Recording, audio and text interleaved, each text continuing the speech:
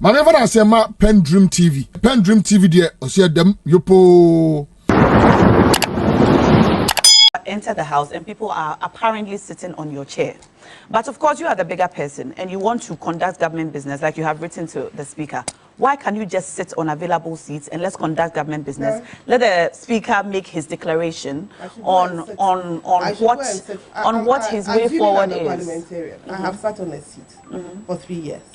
I come and somebody is sitting on it. Then I should go and find another seat. It's not a normal day where someone has just come to sit on your chair. For me, Helen, I will not sit on anybody's chair. I'll move out and so the chair is so important. Of course, that is why the chairs represent where you come from. All right. So when the other side decides to become kindergarten kids and sit on my chair, I'll become the bigger person. But and you will leave so that the proceedings in Parliament are adjourned indefinitely. You want me to sit there and fight? All right. Let me come to Beatrice and then I'll come to Nanaya and Broadlane. Yes, Beatrice. Nashako, I just think that I should express a bit of disappointment when members of Parliament are called kindergarten kids and you don't ask that should be retracted. I think that is not fair. All right. Especially when there is no member of Parliament on the set. Yes, you're right. You should have intervened. I want to say that, you see, the MPP is so disorganized that everything shows they cannot manage their party, and certainly any valid expectation that they should manage the country better is just something that we should not have. Why do you say so? I saw the memo and it's so laughable. We all watched the event that took place last Tuesday live on TV. What had happened was that the MPP had staged a walkout because they said they believe in peace or whatever. After they had barred their members and nights before to the premises of Parliament to come and cause mayhem.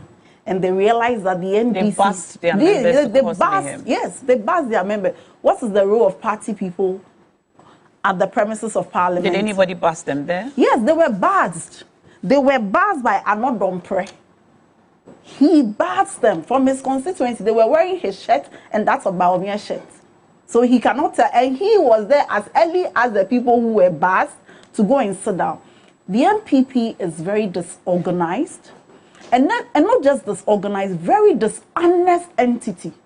And Ghanaians must know that unless we change these group of dishonest people, nothing you are complaining about will change. First of all, you boycotted Parliament on the basis that the majority were sitting at where the majority has to sit.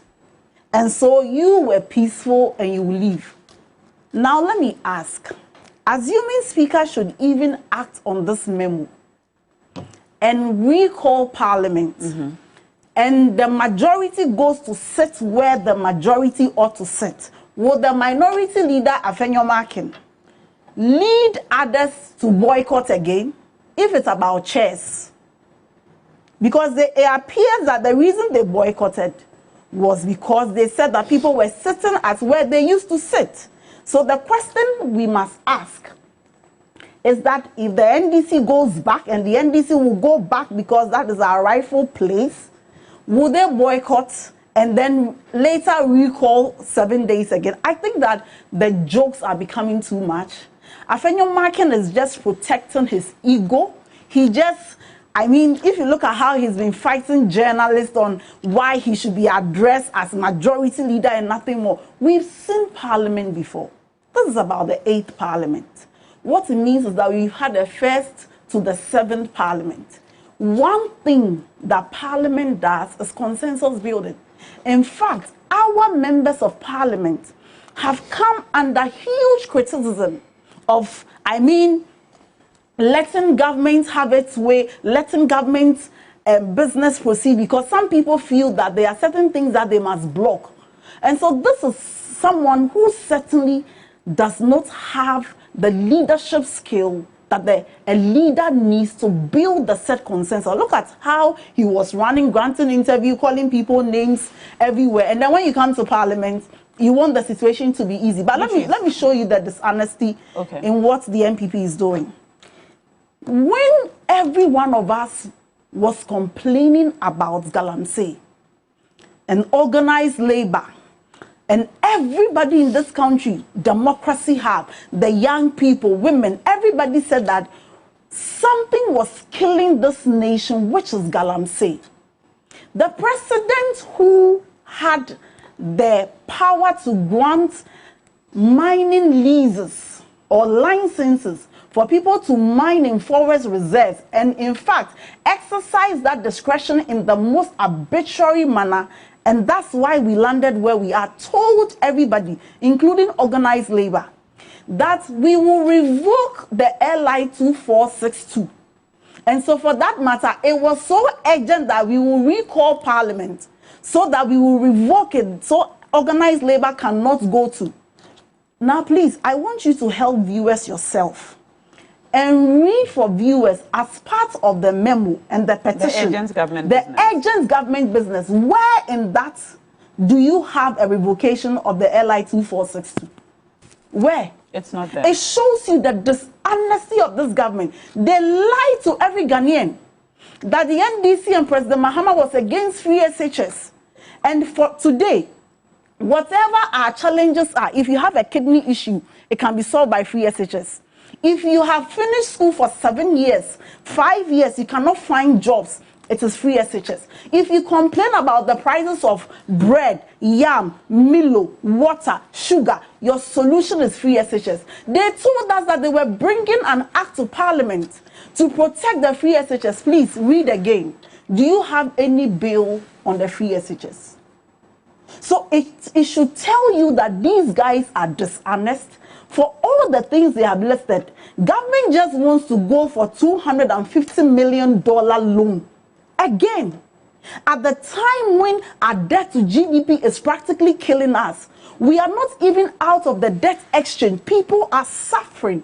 We are talking about a time when we are grappling with inflation, economic hardship. A lot of things are going on wrong. Government's focus is to go for an additional loan. And you know that the most painful one is to give businesses tax incentives. As if it was not enough that in the past, Nanado gave his brother-in-law tax incentives. Is that how we use the powers of the state to benefit ourselves and then gaslight the citizens and turn back and blame the NDC that does not have the responsibility to do any of these things? I want Ghanaians to know this morning that the NPP are a group of dishonest people who say one thing and they do differently. All right, Beatrice, the genesis of this whole issue and why we are here today, flowing from this memo that we have seen from the NPP asking the Speaker to reconvene the House, is the fact that there's a disagreement about who's majority and who's minority. There is no disagreement. The NPP is holding itself as majority. The NDC is also holding itself as majority. Now, the Supreme Court made a ruling staying the execution of the Speaker's decision or declaration in the House, saying that the 4 seats, or declaring those 4 seats vacant. Why is the NDC, even after the ruling of the Supreme Court, still holding itself as majority? What the Speaker made a pronouncement that the NDC is the majority. In fact, we must agree that this is the same Speaker that when Parliament was in session, the first sitting of Parliament, NDC had 137, NPP had 137. Nobody had more numbers than the other. This is the same Speaker that said that the NPP was the majority. Now, this is the same Speaker saying that one independent candidate was doing business with the NPP. But yes, that's true. So that is the same Speaker who said that the NPP was the majority. So if the same Speaker, by reason of the fact that... But there's no confusion there.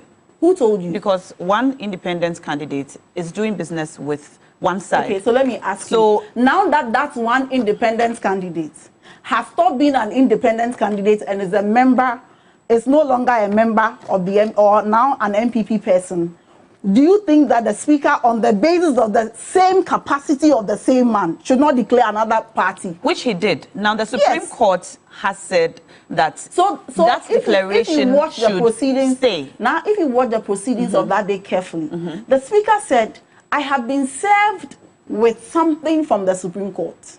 You mean the day he adjourned? Yes. And Parliament must take a decision on that matter. So following the Supreme Court ruling, Parliament must still make a decision. That's what the Speaker said. So the Supreme Court ruling does not, so to Parliament speak, override. Yes, Parliament must take a decision. Okay. Whether within the understanding of the Constitution and the standing orders, the Speaker was bound or Parliament will not be bound. The Speaker said we had the numbers to do business, but not to. But we do not have the numbers to make a decision. So if the MPP wants us to believe that there are so many urgent matters for which reason Parliament ought to have taken a decision. That's a different issue. Whether the Speaker's decision should be stayed or not, they needed to be in the House. But so now that they are not in the House, will respond to that. But so I've heard some of your colleague lawyers talk about the fact that the Supreme Court's decision or decisions of the court must be obeyed, even if the person who it is against feels that it is bad law. They can go back to the court and ask. But so why isn't the NPP just obliging? No, so while the Speaker writes back to Parliament or to the Supreme Court. Now let me say that whether the decision of the Supreme Court ought to be obeyed or not, a decision has to be taken. You people are not in the House for the decision to be taken. So what do you want us to do? All right. Let me conclude. The people who have the responsibility to make the decisions boycotted Parliament, and you want to place the obligation on us who are not in government and who do not have that decision or that power to make that government decision. You should have just sat at the minority side. Says who? So if the Supreme Court's decision operates to render the Speaker's earlier declaration halted or stayed, then things ought to return to how they used to be. So that the NDC is minority. So why did you just not go to the minority side? At the time we sat down, were you aware whether we had been served or not? At the time we sat down. Okay. At the time we came and we sat down, could you tell whether the minority had been served? So it is in waiting for official service. So that's what I'm saying, that you would if go the MPP say that they were side. men enough, they should have stayed on to fight. You cannot run away. They didn't say that. You cannot run away and then later come and hide behind your mother and be crying and be saying they left in so that there will be peace. Which peace? So there will not be chaos. Where was the chaos? There will not was the chaos? Yes, so that there will not They had bashed their people because they were anticipating Did you not chaos. bash people? Did the NDC not bash people? NDC. Because we saw on TV people in NDC it is not true. as well. Which TV? Okay. TV3 carried it live. Which TV? Now, it is never true. You think NDC is as lawless as MPP? Okay. We will never do that. Okay, let's talk to Nanaya now. Come to Ellen first. Ellen, I have a message here from a lawyer who's watching us. His name is Nana Osebunsu. He says, please, when elephants fight, is the ground that suffers. What will happen if the Speaker recalls Parliament and the NDC also decides to stage a walkout? Because then it will mean the MPP alone will be in Parliament and they will not have the numbers to transact business. The earlier two seats of the MPs, the earlier these two sets of MPs smoke the peace pipe, the better it will be for all Ghanaian citizens. Ellen, how do you respond to this? What will happen if the Speaker does go by this request to recall Parliament and the NDC also decide that they are going to stage a walkout? As I said, I think it's the majoring and minus that they have been doing since the beginning of this fourth. It's the 8th Parliament. The 8th Parliament. It's the 8th Parliament. What I find quite interesting is how there's an issue involving of national interest. And this issue touches on constitutional matters, it touches on Parliament's procedures, it touches. So for me, I see it as a form of also growing our whole system. It might not be comfortable. It might be, getting things in the way when we need to get things done. But we need to, some of these things happen and you need to get it sorted out. What I find quite interesting is how we go at institutions of the nation when something doesn't go in our favor. What has the Supreme Court got to do? Why are we attacking the Supreme Court? Why are we attacking decisions of the Supreme Court, earlier decisions of the Supreme Court? When they don't go in your favor, you attack them. But when they go in your favor, they are the best judges in the world. For me, I think our Supreme Court, all the members in there had gone through a certain test to be in there. You just don't get up and go and sit at the Supreme Court. They go through Parliament. Don't they go through vetting? We go through their work as judges, whether it was all the way from the lower courts all the way up there, before they are put on those seats. When you talk about empaneling of the Supreme Court for cases, and yes, other people started something and others didn't do. I mean, how does that affect the work of the judges? That we go all out and just attack them and attack them and attack them.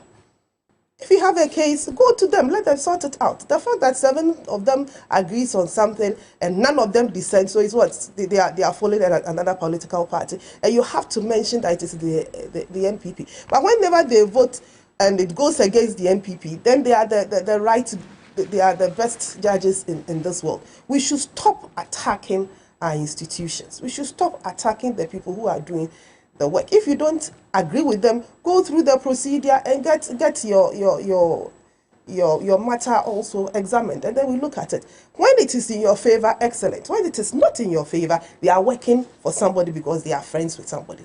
I mean, this sort of thing, we have to stop it. We continuously attack them. But no matter what you do, you still go back to them. I mean, if the Speaker of Parliament was a law unto himself, and there were no checks and balances, you think that he would have said that I've received something from the Supreme Court. Let me go take a look at it. I have adjourned this whole matter. I will take a look at it. We all work in tandem with each other. We don't attack them. You don't agree with them, go back there. I heard one of the NDC MPs, who is a lawyer, is also going to the Supreme Court to contest the Speaker's decision to put them on, to go, what do you call it? To vacate their seats. Whatever it is all part of the process. Let us go through it. The gentleman who just asked the question that if the NDC also decides not to come, then we continue with the kindergarten play chairs that I've been talking about. The NDC MPs, in my estimation, in this particular matter, right from 2021 January 7th, have been behaving like kindergarten children. Okay, I and think they will we shouldn't. continue. And they will continue. You said this earlier. That is my. Oh, you want me to? All right, I'll change kindergarten, respect, primary school children. With all due and respect, they would let's not refer to them as children. And they will continue till we finish this particular parliament. Because it is the MPP side that staged the walkout. Obviously, not the NDC side. It is their behavior. When they staged the walkout, they were working in the. We all saw pictures or videos of them singing and going around like they were doing musical they were in the house. Yes, doing musical But when chairs. the speaker So I have every right. I have every right to describe them. Were not there. To describe them as I see fit. And in my estimation, they are behaving like crèche children, babies in crèche, babies in kindergarten, and perhaps as toddlers in primary school. Until they all decide that they are going to behave like adults that they are.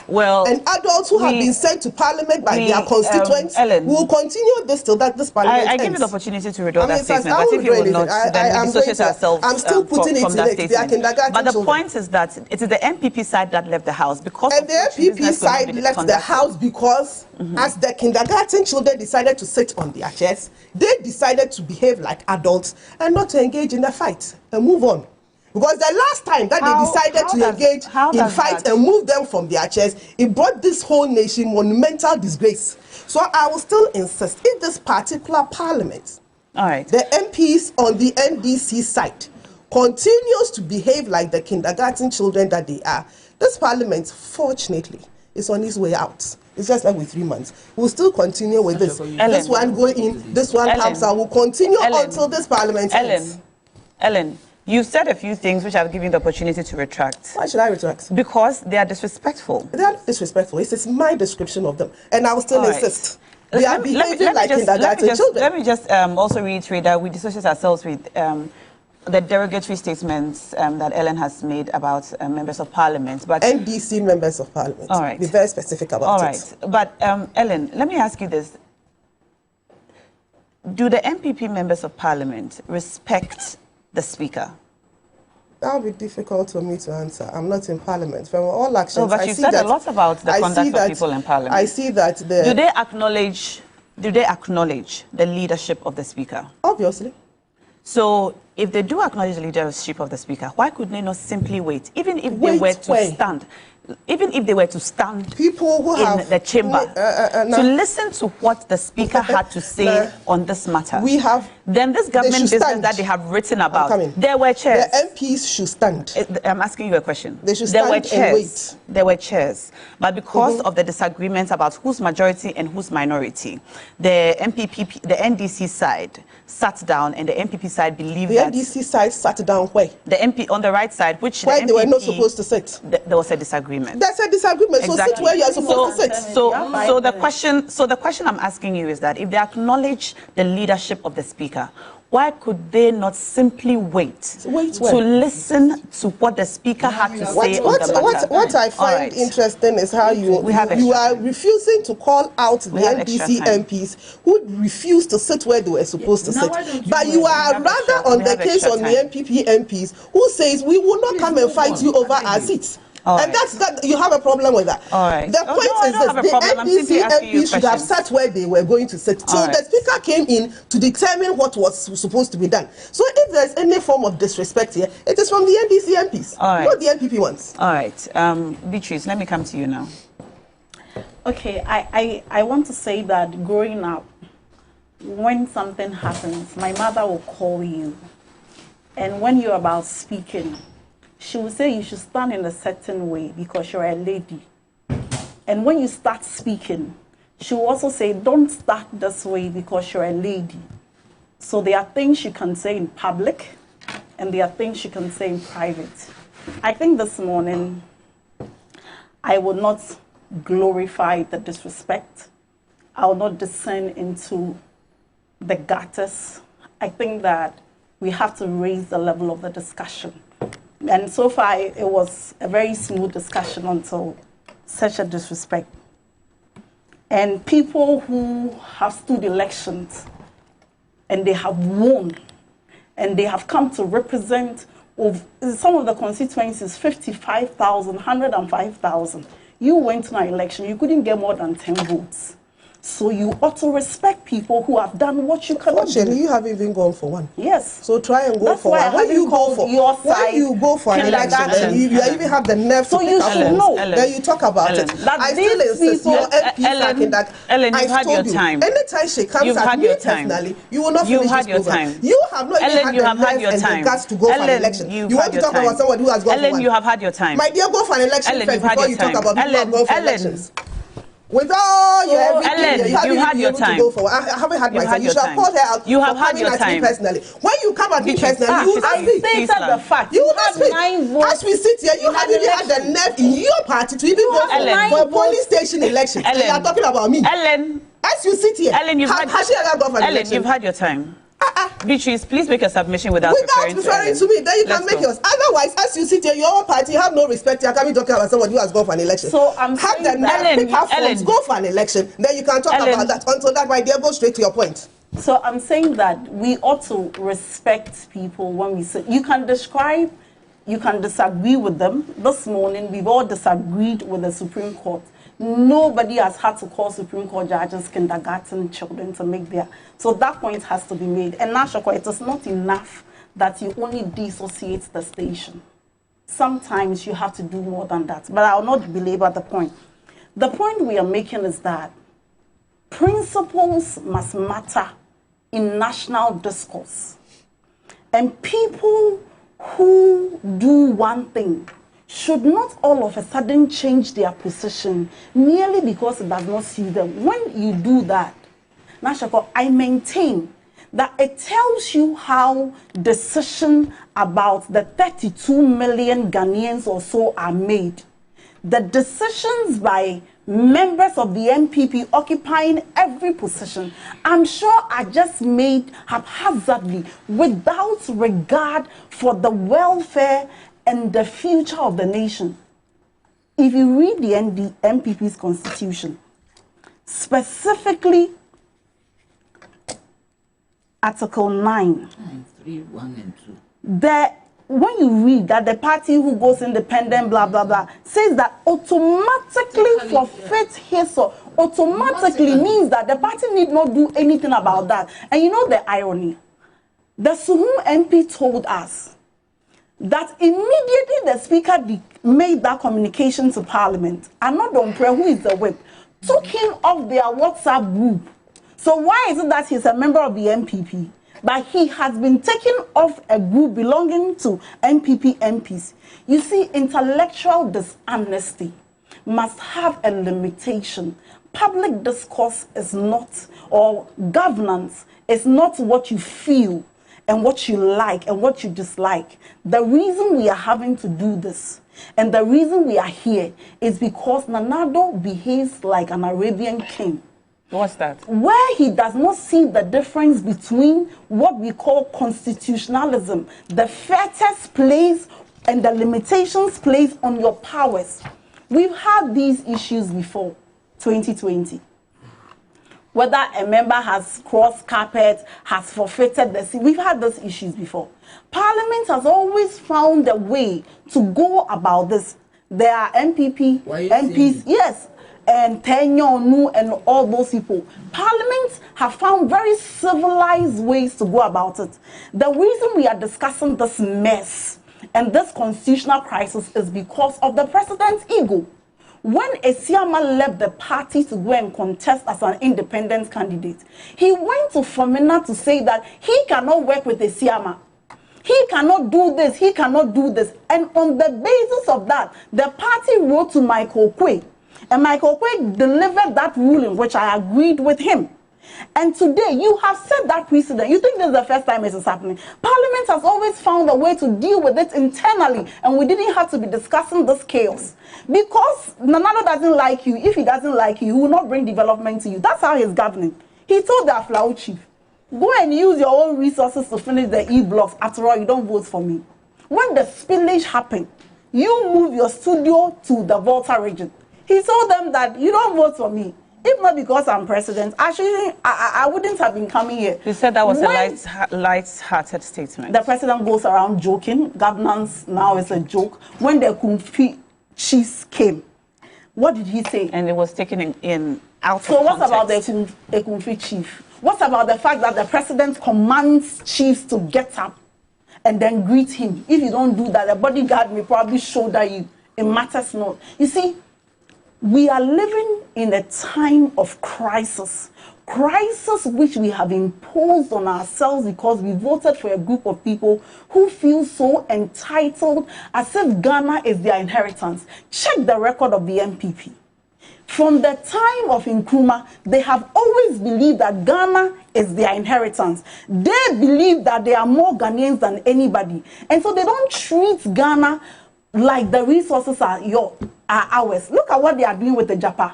Look at what they did with PDS. Look at how Nanado is using state money, dishing it out to the children as if there is no tomorrow. We are in this constitutional crisis because the president does not respect what we call constitutionalism. Every president knows that there are limitations. Everything may be permissible, but not everything is beneficial. All right. Until we vote this arrogant government out, nothing will change. All right. Thank you, Beatrice. I'm coming to you, Nanaya. PENDREAM TV. Now, so far so good. Say open online portal e Ghana. Nipa share, nipa follow, nipa comment here. To my best of knowledge, without any biases, PENDREAM TV.